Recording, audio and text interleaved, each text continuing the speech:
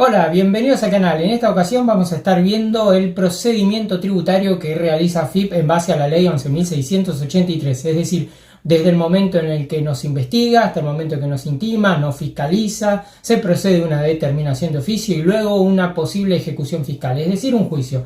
La idea es poder comprender el proceso por completo cuando AFIP nos está pidiendo algo, en qué etapa del procedimiento tributario nos encontramos y todo basado en un caso real. El caso de Juan Fernández.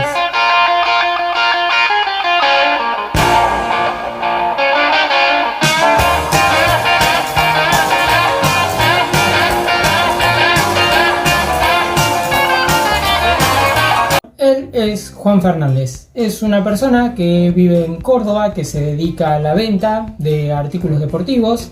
Es una persona que trabaja por su cuenta y por lo tanto está inscripto en algunos impuestos.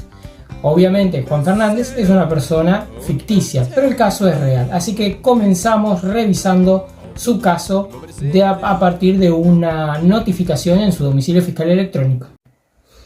Con el fin de hacerlo un poco didáctico, Juan Fernández es una persona que no existe, pero que el caso es real, es del año 2016.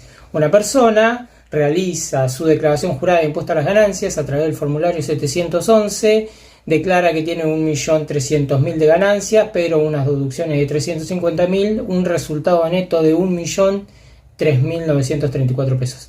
Eso arroja, según tabla del impuesto de la ley de las ganancias, arroja un monto a pagar de 170.000 pesos. Se presenta la declaración jurada en tiempo y en forma, es decir, en la fecha límite, y se recibe un comprobante, un acuse de recibo de que se presentó la declaración jurada. Lo que resultó es que no se pagó. Por lo tanto, la falta de pago derivó en una intimación.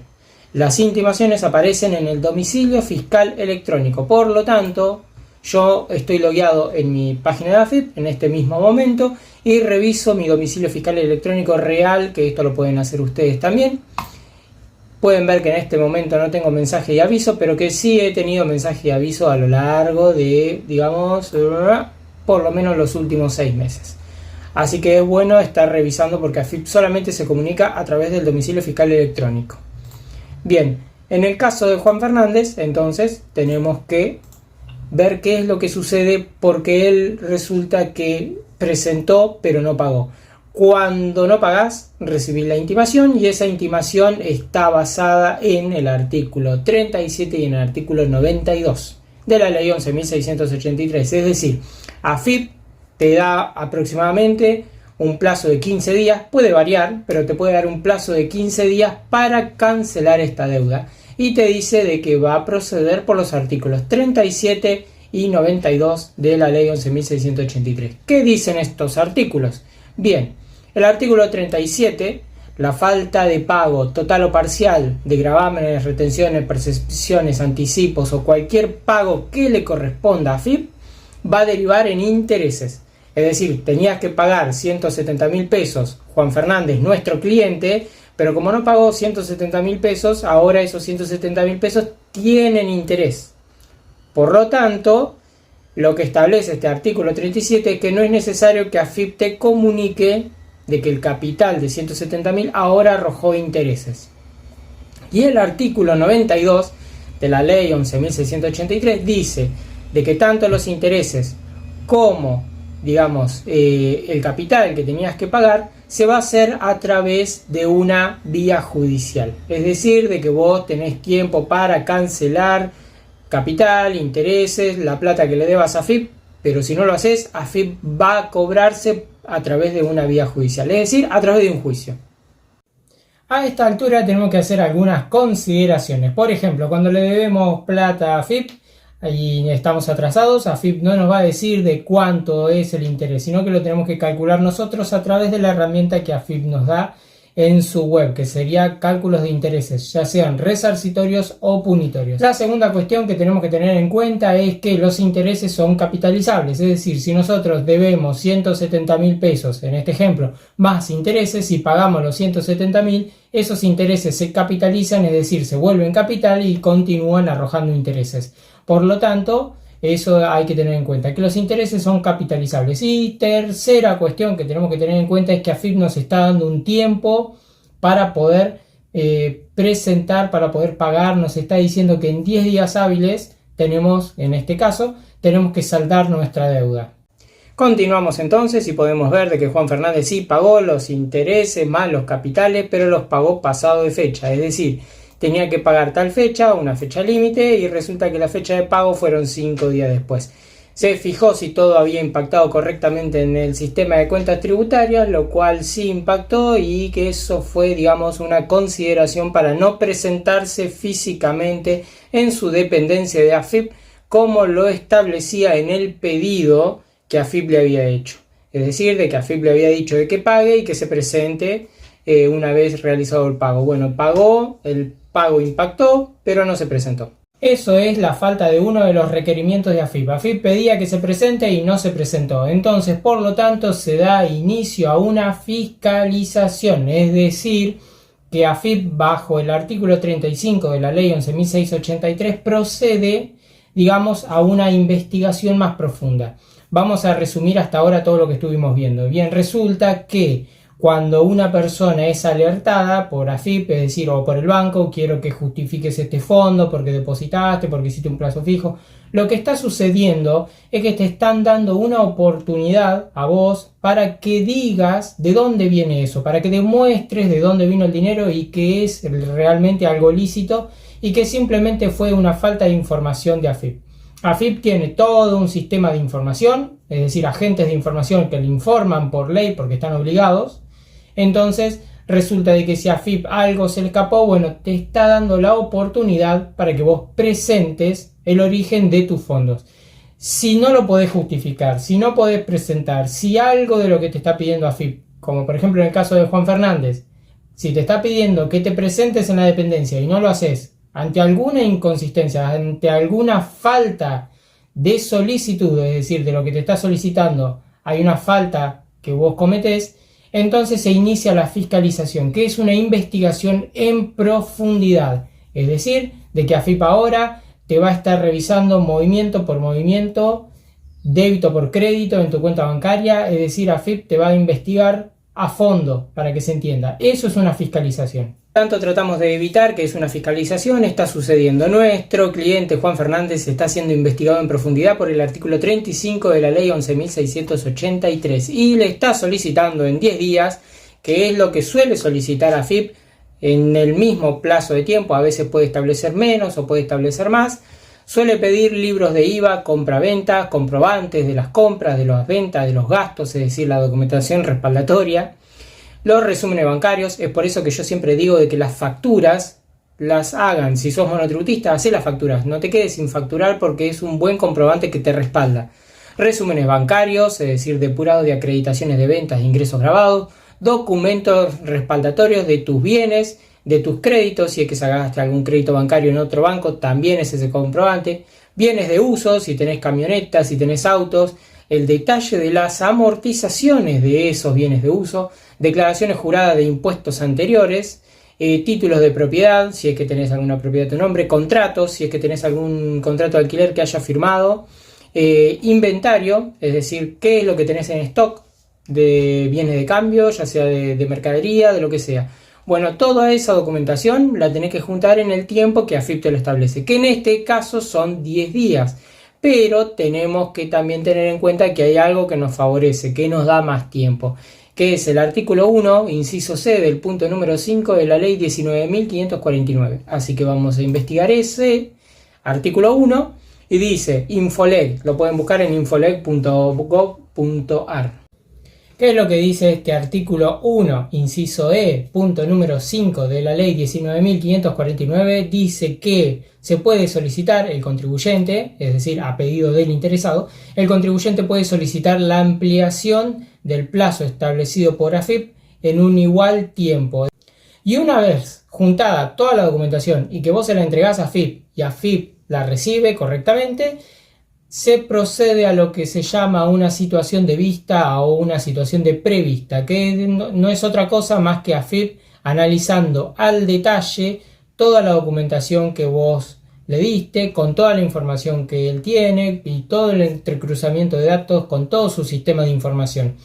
Básicamente, agentes de AFIP que suelen investigar a otros contribuyentes se van a dedicar exclusivamente a vos, en este caso a Juan Fernández, se van a estar dedicando a él y lo van a estar revisando a fondo. Esa es la situación de prevista, es una revisión. Resulta que a Juan Fernández entonces se le terminó la situación de prevista porque AFIP revisó todo y resulta que AFIP encontró alguna inconsistencia, entonces dice que no tiene que pagar 170.000, sino que tiene que pagar unos 622.000. Entonces AFIP muestra el por qué llegó a ese resultado y al mismo tiempo detalla a continuación de qué es lo que pasaría si no aceptase Juan Fernández, digamos, esta propuesta. Para empezar, se siguen corriendo los intereses y acá entran en juego dos artículos más, el artículo 45 y el artículo 49. El artículo 45 habla sobre la omisión de pagar impuestos, es decir, en otras palabras, te quisiste hacer el vivo, declarar menos para pagar menos impuestos. Entonces serás sancionado con una multa del 100% del gravamen dejado de pagar. Es decir, que vos tenías que pagar, 170.000, ahora resulta que, digamos, la base imponible, es decir, de donde se calcula tu impuesto, era otro, porque omitiste ventas o porque no facturaste las ventas, pero sí las cobraste a través de tus extractos bancarios como figuran. Entonces cambia la base imponible, es decir, cambia tu capital de todo lo que ganaste, por lo tanto cambia también el impuesto a pagar y la multa es, digamos, otro impuesto más, es decir, una multa del 100% del gravamen dejado de pagar. Si tenías que pagar 600.000 pesos, bueno, ahora vas a pagar 1.200.000, pagás el doble. Y el artículo 49 dice que si vos aceptás esta, digamos, de esta pretensión de AFIP en el plazo de 15 días, de acordado, digamos, bueno, está bien, yo acepto que me equivoqué, no facturé, me olvidé. Entonces, si vos en estos 15 días aceptás, tenés entonces una reducción de multa, que es decir, tu multa se reduce a 3/4 del mínimo legal. Es como decir, bueno, te perdonamos, no te perdonamos toda la multa, pero te perdonamos porque tuviste una omisión y es la primera vez que te pasa. Ahora, si son reiteradas tus intentos de omitir el pago del impuesto, el artículo 49 se pierde. Es decir, no tenés acceso ni a una reducción, ni a media multa, ni a 3/4 de multa. Así que ahora estamos en los artículos 45 y 49. En esta situación, cuando ya se revisó todo, AFIP, digamos, dice, bueno, ahora es tanto lo que tenés que pagar y te menciono artículos 45 y 49. Terminada la situación de prevista, es decir, la revisión exhaustiva que hace AFIP, pasamos a la determinación de oficio. Es decir, en una declaración jurada 711 de impuesto a las ganancias o de tus ganancias, vos declarás que ganaste tanto dinero. Ahora, en una situación de prevista, te revisan exhaustivamente y concluimos en una determinación de oficio. Ahora lo que va a pasar es que AFIP te va a imponer, según la información que vos le diste, según la información de los bancos, según la información de todos sus agentes de información, AFIP te va a imponer lo que vos tenés que pagar, porque considera que lo que vos declaraste está mal. Entonces, en esta situación, si nos negamos a pagar, estamos expuestos ante la ley penal tributaria, la ley 27.430, que en su artículo primero y en su artículo 9 claramente dicen de 2 a 6 años de prisión por evasión de impuestos. Así que en este punto se responde la pregunta, ¿me puede pasar algo? Sí, si no pagás AFIP, sí, porque evadir impuestos es contra la ley. Evadir impuestos tiene consecuencias penales. Por lo tanto, en una determinación de oficio, AFIP te está diciendo cuánto tenés que pagar. Y en este punto, que ya está determinado de oficio, AFIP expide lo que se llama una boleta de deuda, es decir, cuánto es lo que vos tenés que pagar. Esa boleta de deuda es, digamos, un título suficiente para que AFIP proceda por el artículo 92 de la ley 11.683, que sería que el cobro de los tributos se hará por vía judicial. Entramos en un juicio de ejecución fiscal, en donde si en el juicio vos no pagás, se te congelan las cuentas bancarias o cualquier, digamos, billetera virtual o donde sea que vos tengas un fondo. Es decir, tus cuentas bancarias son bloqueadas, tus fondos son bloqueados para que AFIP se haga del cobro de los tributos. En estos momentos tenemos que tener presentes que el capital a pagar, es decir, el impuesto que AFIP determinó de oficio y que se encuentra próximo en vía judicial de cobro, el impuesto que tenemos que pagar le tenemos que sumar una multa del 100%, es decir, un doble impuesto. A eso le tenemos que sumar los intereses resarcitorios, digamos, desde el día que se generó ese impuesto a pagar hasta la fecha que se va a pagar. Como nos encontramos en acciones judiciales, tenemos que calcular un interés punitorio, no solamente resarcitorio, sino punitorio, porque ya estamos en vías judiciales, y a eso también le tenemos que sumar un 8% de honorarios, digamos, judiciales, de abogados y todo. Por lo tanto, ya no se trata de pagar un impuesto, sino se trata de pagar multa, intereses resarcitorios, intereses punitorios y honorarios. Una vez realizado el pago, una vez que Juan Fernández paga sus impuestos, todo completito, honorario, resarcitorio, punitorio, es decir, multa del 100% y el impuesto también determinado. Una vez que se abona en 5 días hábiles y sin ninguna necesidad de intervención judicial, se levantan sus cuentas bancarias y se procede, digamos, al fin, digamos, de este caso analizado.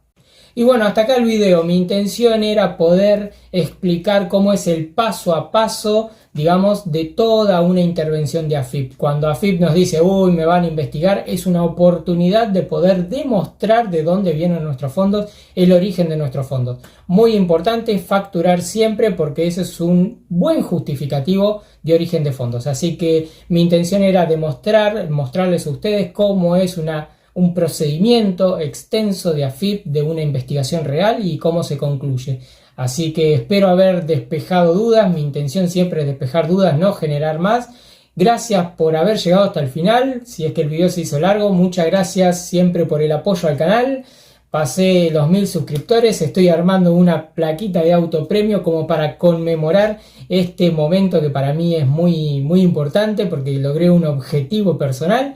Y bueno, nos estamos viendo en algún próximo video, así que muchísimas gracias por estar del otro lado.